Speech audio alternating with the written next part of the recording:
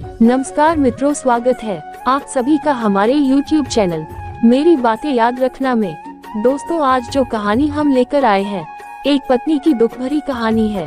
तो चलिए हम शुरू करते हैं इस कहानी को।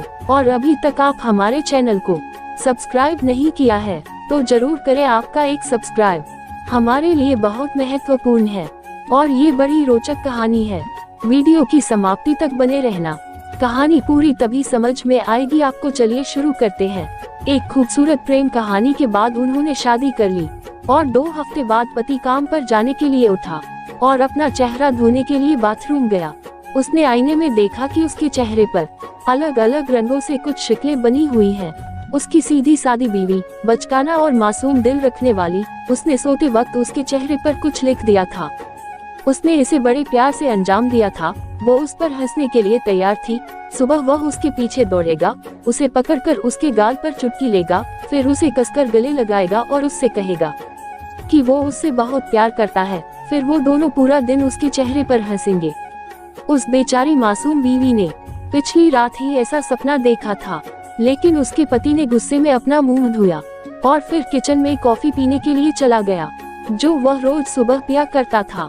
उसकी पत्नी आज कॉफी बनाना भूल गई थी, क्योंकि वो उससे थोड़ा सा झगड़ना चाहती थी। अपने पति से कुछ रोमांस की उम्मीदें, जो उसने हमेशा फिल्मों में देखा था और किताबों में पढ़ा था। पर जब उसे कॉफी नहीं मिली तो वो गुस्सा होकर उसके पास आया।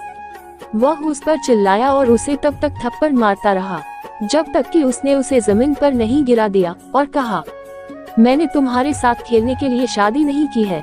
मैं एक आदमी हूँ, छोटा बच्चा नहीं हूँ। मैंने एक परिवार बनाने के लिए तुमसे शादी की है, ताकि सभी की नजरों में एक आदमी बन सकूं। पागल हो क्या तुम? प्यार और रोमांस की कहानियों की तरह जीना चाहती हो? तुम किसी फिल्म की हीरोइन नहीं हो जो कहानियां तुम पढ़ा करती हो। वह सब खत्म हो चुकी है। कहानियों से घर नहीं बनेगा और ना ही खाना बनेगा। ये कहानियां तुम्हारे बच्चों को नहीं पालेंगी। वह बेचारी मासूम बीवी खड़ी रो रही थी और अपने दुपट्टे से अपने आंसू पोंछ रही थी। पति ने उस पर चिल्लाते हुए कहा, आज मैं अपने दोस्तों को लंच पर बुलाऊंगा। मैं चाहता हूँ कि जब वह आए तो सारा खाना तैयार हो जाए। तुम समझ गई ना? और अगर खाने पीने में कुछ कमी रही तो तुझ पर अफसोस हो।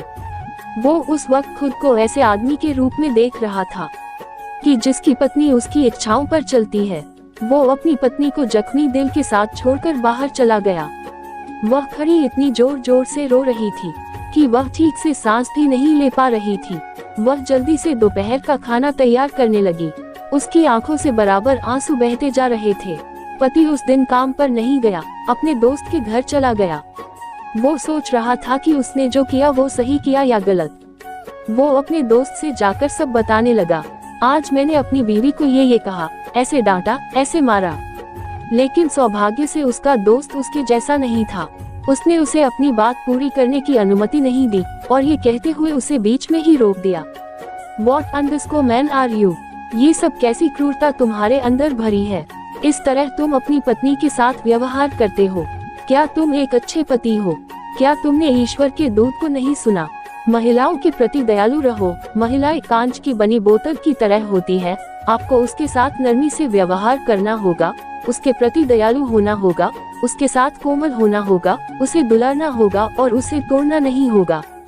अरे यार, तुमने अभी कुछ समय पहले अपनी पत्नी से खाना पकाने और बच्चों की परवरिश के बारे में जो बताया था, वो सब मूल रूप से उसके साधारण कामों में से एक है जिसे वो रोज करती है।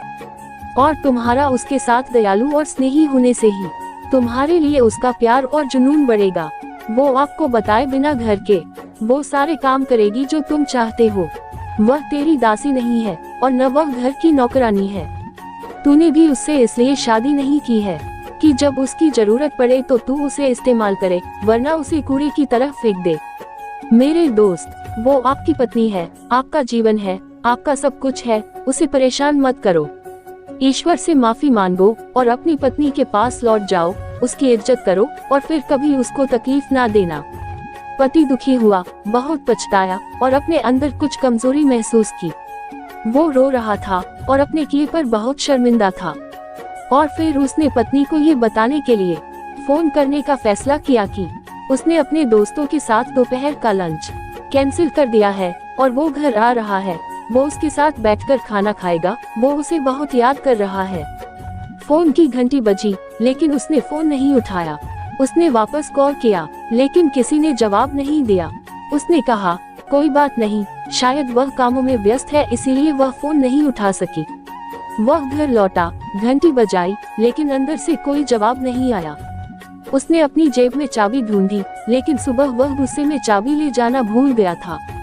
उसने खुद से सवाल किया, वो क्या कर रही होगी। उसने फिर से घर की घंटी बजाई, लेकिन किसी ने उसे जवाब नहीं दिया। और अचानक उसका फोन बजने लगा। फोन करने वाला उसका साला था। उसने बताया, बहन ने मुझे फोन करके बताया, भाई मैं ठीक नहीं हूँ, मेरी तबीयत बहुत खराब हो रही है, मुझे अस्पताल लेकर चलो। उसने बताया। बहन ये सब बताते हुए बहुत रो रही थी। वह कह रही थी, भाई जल्दी से आ जाओ, मुझे बहुत डर लग रहा है। ये सुनकर उसके पति का दिल इस ख्याल से रुक ही गया था कि उसके साथ कुछ बुरा हुआ है। उसने एक टैक्सी रोकाई और अस्पताल चला गया। वहाँ उसे उसका पूरा परिवार मिला। उनके चेहरे पर उदासी छाई हुई थी। उसने सोचा कि वे उससे गुस्से में मिलेंगे, क्योंकि उसकी पत्नी ने उन लोगों से इसकी शिकायत की होगी। लेकिन थोड़ी देर के बाद उसको लगा कि उसकी पत्नी ने किसी को कुछ भी नहीं बताया है। वह भी उनके साथ इंतजार करने लगा। कई घंटों के बाद डॉक्टर उनके पास आए, सिर झुकाया और उनसे कहा, आई एम सॉरी, हमने बहुत कोशिश की लेकिन हम उसे बचा नहीं पाए। हमें बहुत अफसोस है, वह मर गई है। शाम को पति अपनी पत्नी के भाई से दूसरी चाबी लेकर घर आया। ताला खोलकर घर के अंदर गया तो टेबल को ढका हुआ पाया। उसने टेबल पर से कपड़ा हटाया। टेबल पर बहुत ही स्वादिष्ट व सुंदर तरीके के पकवानों की डिशें लगी हुई थी। उसने फ्रिज के दरवाजे के ऊपर एक कागज लटका हुआ देखा। उसने उसे खोला तो उसमें लिखा हुआ था, मेरे प्यारे पति, आज सुबह जो मैंने गलती की मुझे उसके बारे में बहुत अफसोस है। आप मुझे माफ कर दो, मैं आपसे बहुत मोहब्बत करती हूँ। मैं चाहती थी कि आप मुझे गले लगाकर मुझसे कहें कि मैं तुमसे बहुत मोहब्बत करता हूँ, तुम मेरी जिंदगी हो। लेकिन मैं अपने चुलबुलेपन की वजह से नहीं समझ पाई कि आप मेरी इस हरकत पर बहुत गुस्सा हो जाएंगे। मैं आपसे वादा करती हूँ कि अब मैं कभी आपको परेशान नहीं करूँगी।